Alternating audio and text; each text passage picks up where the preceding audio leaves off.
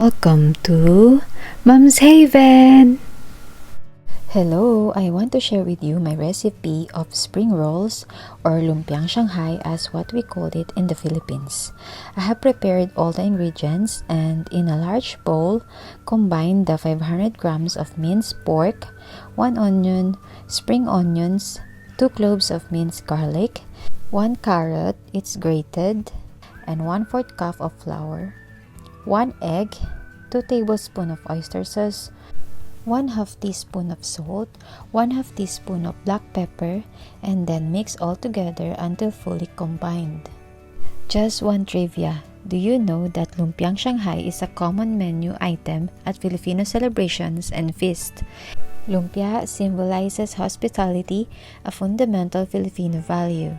It was ranked as number 2 in Taste Atlas list of 50 best street foods.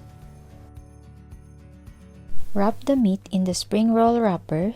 I use a spoon to scoop the meat and to have a consistent size of the spring roll.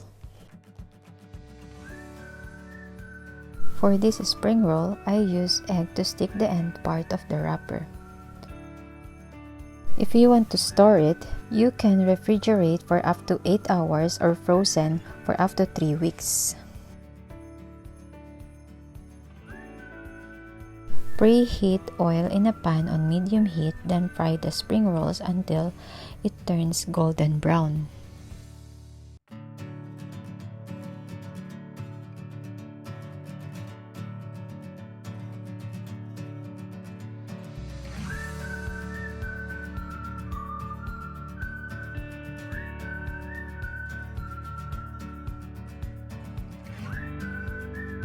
All in all, I have made 42 pieces of spring rolls.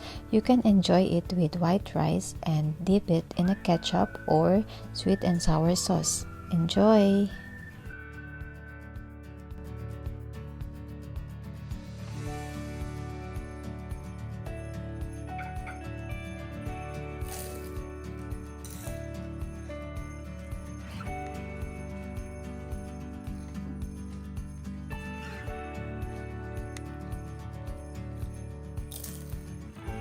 My husband and daughter like it too. Try it yourself and I am sure you will like it as well. Delicious? Yeah. What do you say to mom? Thank you. For? Well done.